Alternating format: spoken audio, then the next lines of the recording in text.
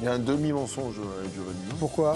Il hésite entre Rabiot et... Non, mais j'ai adoré le match de Rabiot. Et qui d'autre? Mais j'ai adoré le match de Rabiot. Mais non, mais sur Greenwood, en fait, pourquoi je choisis Mason Greenwood? Oui, alors attendez, on n'a pas entendu le président. Ah, pardon. Excusez-moi. Sans photo, Rabiot. Rabiot, très bien. 100 fois sans photo. Je vous garde sous la main, vous êtes un petit peu esselé. On va commencer avec le président pour vous. C'est Rabiot. Alors, on rappelle qu'en seconde période, il est buteur à la 64e. Il est fautif en concédant un pénalty et qu'il a été extrêmement impliqué sur les occasions, en tout cas marseillaises, parce que ça se finit en 3-2, mais il y a eu pléthore d'occasions en fin de match. En fait, il ne faut pas s'arrêter sur ce type de match, sur les seules actions qu'il a pu terminer ou faire. En fait, il a eu un volume incroyable ce soir. En première mi-temps, il a été récupéré des ballons. On l'a vu dans une position basse, on l'a vu dans une position plus haute. C'est lui qui finit dans la surface avec ce but de la tête. En fait, je trouve que c'est lui qui a porté l'Olympique de Marseille ce soir, sur cette deuxième mi-temps. Il a toujours été dans les bons coups. C'est lui qui a servi de relais.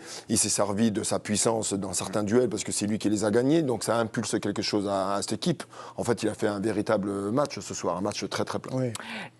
Dave, depuis quelques matchs, quand même, c'est vrai qu'il le fait jouer plus haut. Rabiot. Est-ce que vous trouvez que c'est une idée de génie ou finalement c'est vraiment ne pas se servir des qualités de Rabiot et qu'il est bien mieux quand même dans ce milieu de terrain quand il recule? Moi, je suis pas fan de Rabiot aussi haut. Dans l'absolu, c'est quelqu'un qui, plus il est bas, et puis, il se projette. Voilà, quand il a le jeu face à lui et qui peut déclencher, là, parce que c'est quand même, physiquement, c'est un mastodonte, quoi. C'est incroyable. On a l'impression qu'il y a lui et les autres sur un terrain. Mais vu son intelligence, vu qu'il n'a peut-être pas complètement le choix des armes non plus, Roberto De Zerbi, parce qu'ils ont du mal à trouver un petit peu cet offensif près de l'attaquant qui donne satisfaction, hormis Greenwood évidemment. Mais Rabiot est tellement intelligent, il a tellement cette science du déplacement que finalement il fait quand même une bonne saison depuis qu'il est arrivé à l'OM. Moi, ce qui me frappe... Au début, il joue au milieu. Hein. Oui, bien sûr, mais le temps qu'il trouve le rythme, etc., moi je trouve maintenant, franchement, qu'il y a... Et c'est ce qui me frappe en fait, et c'est toujours bien de le voir là, comme ça, en action in extenso, c'est que tu vois la différence en fait entre un titulaire à plein temps de l'équipe de France et le niveau moyen d'un championnat, pourtant qui n'est pas un petit championnat comme la Ligue 1. Il y a quand même, franchement, très souvent, je me dis, mais il y a lui et les autres, quoi. Il donne une impression de puissance, de maîtrise technique, Enfin, c'est un milieu de très haut niveau. Oui, mais alors comment vous expliquez par exemple son non-match face à Nice? C'est pas le seul, mais bon, il a vraiment été décevant. Non mais attendez, je dis pas que c'est tout le temps impeccable. Je dis juste que quand il enclenche, il y a quelque chose de différent chez lui que tu ne retrouves chez quasiment aucun autre milieu de Ligue 1. Moi, c'est ça qui m'impressionne. Mais évidemment, contre Nice, il a coulé avec tous les autres, etc. Je dis pas que c'est Superman, hein, attention, mais il a quand même je trouve qu'il a quand même, quand il est en forme, il y a quand même une différence de niveau absolue entre lui et beaucoup d'autres milieux. Ouais, mais quand vous dites décevant par rapport à quoi? Par rapport à son niveau à lui? Moi, je vous trouve... À Nice, vous avez aimé? Non, je n'ai pas dit que j'ai aimé, mais moi, je ne le trouve pas... je ne l'ai jamais trouvé mauvais. C'est agressé. Ah bon? Non, je ne l'ai jamais trouvé mauvais. En fait, moi, contre Nice, je l'ai trouvé, oui, mauvais. Vous entends. Oui, vraiment. Moi, je non, et trouve puis que c'est toujours pareil, on ne le juge pas de la même façon. Oui, C'est-à-dire qu'un voilà, international français et un lambda, on n'attend pas la même chose. International lambda, quoi. Enfin, moi, contre Nice, vraiment, c'est un des joueurs qui m'a le plus marqué avec Greenwood, parce que c'est des joueurs qui sont au-dessus. Et vraiment, j'ai trouvé que c'était. Oui, mais je trouve que chez Greenwood, il y a. Alors ce soir, il sort des lapins. Il joue sur le talent. De son chapeau et il n'y a pas de souci. C'est vrai que c'est lui qui éclaire un peu ce match. Mais chez Greenwood, il y a beaucoup de frustration aussi chez lui depuis le début de la saison. Il y a des réussites. Mais dans des gros matchs, il y en a plein où il disparaît complètement. Je trouve que Rabiot... Beaucoup plus irrégulier depuis. Ouais, exactement. Rabiot, il y a quand même une sorte de minimum garantie quasi... assuré quasi à chaque match. Et le minimum, il est quand même très élevé. On va pas reparler de Nice. Hein. Oui, là, vous voulez débriefer le match de Nice. On peut y aller, si vous voulez. Non, mais parce que Régis disait qu'il trouvait qu'il y avait toujours un minimum syndical. Moi, je trouve que, par exemple, il s'est fait manger par Nice la semaine dernière. Oui, c'est vrai. Donc voilà, mais si vous trouvez que c'était... Non, mais je vous ai dit que j'étais d'accord. Il a raté son match. C'était médian pour vous. Il a fait un moins bon match. C'est fini, c'était la semaine dernière. Je veux dire, son niveau moyen, vous convenez quand même qu'il est au-dessus. On peut convenir de ça, Karine Galli? Oui, mais c'était pas la question. Après, ils ont un match... Ludo, par rapport à Rabiot, effectivement, c'est vrai qu'on a l'impression que si Rabiot est bon, Marseille est bon aussi. Ça va quand même dire. Et on peut mettre Hülberg dans la machine aussi, mais si le milieu marseillais est bon, souvent Marseille est quand même bon. Ouais, je crois que son entraîneur commence à comprendre qu'au vu de son volume de jeu et de ses inspirations, il peut... et c'est ce qui a manqué, à mon avis, contre Nice, c'est que ce garçon-là, il faut le laisser libre. S'il a envie de descendre, il descend. S'il veut monter, il monte. Et tu mets Rongier, Hojbjerg en secours si quoi que ce soit se passe. En fait, il s'adapte à lui, parce que c'est lui qui change le visage de l'Olympique de Marseille. Quand il est dans cet état d'esprit de jouer haut, d'avancer. En fait, je le mets homme du match parce que j'ai énormément d'actions de Rabiot qui me sont restées en tête, qui m'ont marqué sur cette deuxième période. En première période, déjà, il fait 2 tacles où il revient pour empêcher des contre-attaques qui partaient à vitesse éclair pour l'Olympique Lyonnais, ça a fait soulever le stade. J'ai cette image où il déborde sur le côté gauche, Koumbedi qui venait de mettre un sprint, il a mis tout le monde à 10 mètres derrière, il le rafute, il le tient à la vitesse. J'ai ce but magnifique avec Greenwood de la tête. Il a été au four et au moulin, il a été resplendissant. J'ai trouvé qu'il avait complètement changé le visage de l'Olympique de Marseille. Il y a aussi sa subtilité technique, parce qu'à un moment donné, je ne sais pas si vous vous souvenez, dans la surface de réparation, il fait une talonnade comme ça en une touche de balle. Bah, c'est pour le petit... je me demande, non, c'est pas Nadir qui fait l'enroulé. Non, c'est une autre action peut-être. Non, c'est pour Greenwood. C'est Greenwood qui frappe. Mais donc il sait tout faire, ce garçon-là. Je pense que son entraîneur commence à comprendre que c'est souvent le facteur X dans non, mais je veux dire, tu le vois là. Ouais. Voilà. Enfin, c'est un petit miracle qu'il soit là, en fait. Oui, c'est vrai, exactement. Oui. On part à Marseille, on va retrouver Timothée Mémon. Timothée, vous étiez au stade. Le match de Rabiot vu du stade, ça donne quoi ? C'était impressionnant. Je vais pas redire ce qu'a dit Ludovic parce qu'il a bien détaillé toutes les actions où il a été prépondérant. Je vais peut-être plutôt vous parler de ce qui est peut-être invisible quand on regarde la télé, c'est-à-dire son attitude vis-à-vis de ses coéquipiers. J'avais dit en tout début de saison, quand l'OM avait pris Hojbjerg, que c'était une bonne nouvelle parce que l'OM manquait de capitaine. Et bien là, il y a un deuxième capitaine, un capitaine par l'exemple, certes, mais aussi parce que ça y est, Rabiot est suffisamment bien physiquement, suffisamment important dans cette équipe. Il ressent la responsabilité. Il se permet d'aider ses coéquipiers, d'haranguer ses troupes. Et puis, on l'a vu plusieurs fois pendant la rencontre, à l'image de Pierre-Emile Hojbjerg également, demander au public du soutien sur un corner gagné. Il y avait à ce moment-là 1-0 pour Marseille. Il a demandé à tout le Vélodrome de se lever, de pousser. Et bien voilà, en fait, il a pris une dimension, une épaisseur supplémentaire, celle tout simplement d'un international, celle qu'on attendait de lui. Il fallait peut-être lui laisser simplement le temps d'adaptation.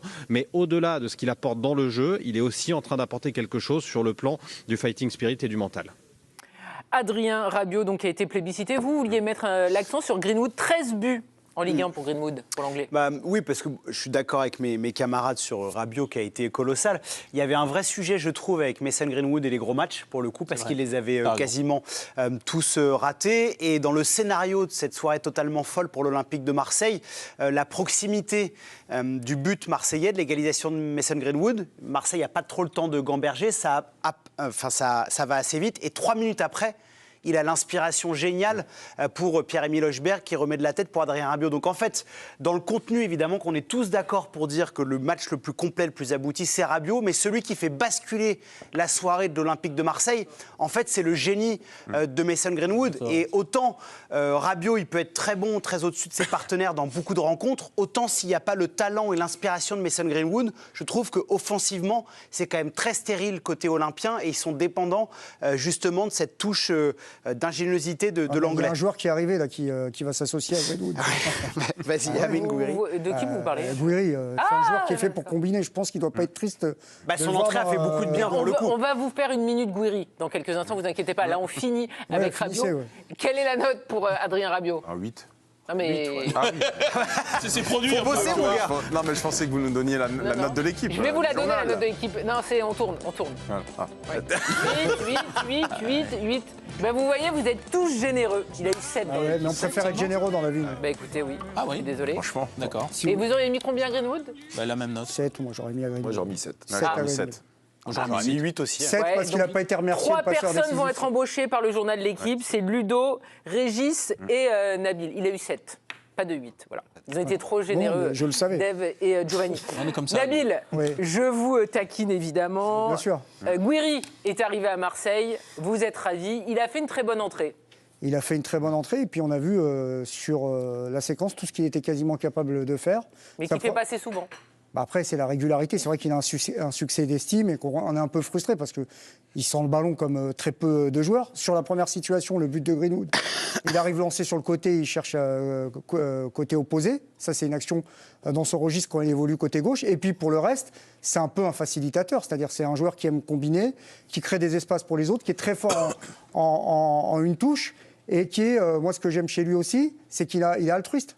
C'est-à-dire qu'il a envie de jouer avec les autres. On l'a vu sur plusieurs situations, et notamment, je pense à une passe un peu claquée là, dans l'axe qu'il envoie sur Højbjerg, qui frappe. Et je crois que c'est Perry qui va la chercher. Donc, je pense que c'est une bonne nouvelle pour l'OM, mais évidemment, il va falloir le revoir. Et évidemment, il va falloir être décisif, parce que dans un club comme ça, tu ne peux pas être nonchalant, tu ne peux pas te cacher. Dire, quand tu joues au Vélodrome, il faut y aller, quoi. Et ça a été un problème à Rennes. 58e minute, l'entrée de Gouiri. On est tous d'accord pour dire que Gouiri a fait une bonne entrée, qu'il a marqué des points. Le prochain match, c'est Angers-Marseille. Titulaire ? Oui. Oui, parce que Oui, on va pas repartir avec Greenwood en pointe, j'espère. Il y a Wai, il ne faut pas l'oublier, qui peut... Qui ça ? Non, oui, il est parti. Mopé, pardon. Ah oui. Non, mais Mopé, il est toujours là aussi, je veux dire. Mais alors, selon certains matchs, ça peut être lui. Je voudrais qu'on finisse sur Gouiri et après je vais vous relancer sur Mopé parce qu'effectivement c'est quand même Gouiri quelque chose qui marque. Aussi, hein. Mais Mopé n'a pas été titulaire, n'est même pas entré en jeu sur ce gros match. Mais par rapport à Gouiri, on imagine le voir Mais titulaire non, contre mais Angers. il n'est pas mort dans le film Mopé parce que Gouiri... Non mais on va en parler après. Non, mais Mopé... D'accord, là c'est Gouiri. Ah oui, pardon. Mais sur Gouiri, ce qui a été criant, indépendamment des qualités qu'a La connexion aussi quand même avec les joueurs. Non, mais rapidement. c'est surtout que ça donne. Et Ludo parlait de la liberté qu'il faut laisser à Adrien Rabiot. Il faut impérativement qu'il y ait quelqu'un dans l'axe qui fixe pour que Greenwood ait la liberté, en fait. Parce que ce garçon-là, dos au but, il peut pas. Il a été frustré toute la première période. Ça va être intéressant aussi de voir. Si jamais Mopé se relance, on peut aussi imaginer Mopé, Gouiri, Greenwood et Rabiot un petit peu plus bas sur certains types de matchs. Notamment dans un match où il y a un rapport de force comme ça qui, a priori, comme ça, a l'air déséquilibré. Ou en tout cas en cours de match. Voilà. C'est-à-dire que tu le fais peut-être pas contre le PSG.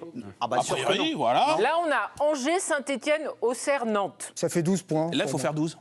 Enfin, faudrait. En faire tout cas, 12, c'est le impératif. calendrier est quand même assez non, mais c'est accessible ça. sur le papier, même si on sait que Marseille a chuté, notamment à l'aller contre. Il faut prendre le calendrier parce que derrière, il y a quand même beaucoup d'accidents un peu inattendus. C'est-à-dire des matchs nuls, des défaites, des choses comme ça. Je pense à Monaco, à Lille. Ça leur arrive régulièrement quand même, tu vois, de laisser des points ici et là. Et il faut que Marseille, qui n'a pas la Coupe d'Europe, sur des séquences comme ça, alors évidemment, les matchs, il faut les jouer, il faut les gagner. Il y en a qui luttent pour leur maintien, donc ils vont défendre. Mais alors, le faire, ça va être compliqué. Mais cette équipe de Marseille, si elle a son assise technique, comme à un moment, ils avaient commencé à trouver, à mieux jouer en possession, ce que fait très bien De Zerbi, normalement, ce qu'il est capable de construire. Je trouve qu'il y a une séquence comme ça où Marseille domine à la régulière ses adversaires un peu bas de tableau comme ça. Là, il faut qu'il fasse un carton plein, aller au moins 10 sur 12, quoi. En tout cas, ils ont un calendrier plutôt accessible. Ludo, on va parler de Neil Mopé parce que ça a l'air d'intéresser beaucoup de personnes sur le plateau. Un but sur ses 9 derniers matchs de Ligue 1. Ce soir, il ne joue pas. Est-ce que pour vous, c'est une sanction ou... Parce que c'est Anna dans la rédaction qui nous donnait cette idée et je trouvais qu'elle était pas mal aussi. Est-ce que c'est pas De Zerbi qui dit moi il me faut absolument un autre 9 parce que Wai est parti? Je ne sais pas s'il y a le côté sanction, parce que c'est plutôt un entraîneur qui accompagne ses joueurs. Il a laissé beaucoup de temps à Wai, qui n'a jamais su prendre le bon wagon. Mopé, moi j'ai plus l'impression que c'était un choix tactique ce soir. Il ne savait pas trop à quoi s'attendre avec Fonseca. Il a joué la sécurité en se disant on va jouer plutôt la vitesse de Greenwood, en tout cas la qualité technique de Greenwood et sa vitesse et sa vista, sur peut-être jouer un petit peu plus bas pour voir à peu près ce que Fonseca va nous proposer. Et dans un deuxième temps, il y a toujours un plan A, un plan B pour De Zerbi. Surtout Ludo, récemment, il manquait de profondeur. On l'avait vu face à Nice, les entrées de Robinho Vast notamment. Donc il y a aussi ce garçon-là qu'il ne faudra pas oublier, qui a fait une bonne entrée. Mais je ne crois pas que c'est éliminatoire pour Mopé. Oh. Parce que ce qui a manqué à Marseille en première période, c'est d'avoir Højbjerg et Rongier dans le même rôle. C'est-à-dire décrocher pour venir chercher le premier ballon et faire la première relance. Ils n'avaient pas besoin de 2 joueurs pour faire ça. Après, ça donc il y aurait eu peut-être besoin d'un joueur un peu plus dans le travail de pivot pour pouvoir trouver des triangles offensifs. Et je crois qu'il faut que donc il n'est pas éliminé. Et je crois qu'il faut de plus en plus intégrer aussi, et c'est quelque chose qu'on a du mal, mais moi en tout cas j'ai vraiment du mal, c'est-à-dire qu'on a du mal à intégrer qu'aujourd'hui tu as 5 changements. Et qu'en fait, dans la réflexion d'un coach, tu sais, tu as les starters, tu as les C'est encore finishers. pire pour Mopé, il n'est même pas entré. Il y a eu que 3. Là aujourd'hui, parce que le match, il se tient à pas grand-chose. Gouiri, quand il fait son entrée, elle est avait bonne, il Gouiri n'y a pas de et l'avantage. Mopé sur le banc, en Après, même il ne s'agit pas non plus de partir complètement à l'assaut, mais je parle sur la gestion là, des prochains matchs. Je dis bien des prochains matchs. Il y a toujours aussi cette idée que c'est pas parce que tu es maintenant sur le banc, on parle de Neil Mopé, c'est pas Cristiano Ronaldo non plus. A priori, quand il est arrivé, mais ce que je veux dire, Oui, mais sauf que c'est le 9 titulaire, là. Oui, enfin, titulaire, il est arrivé, il était derrière Wai. Oui, mais Wai est parti. Eh ben voilà, Wai est parti, mais donc Marseille n'a pas vocation à faire jouer un 9 par défaut. J'espère qu'ils font jouer un 9 parce qu'ils y croient. Si en ce moment...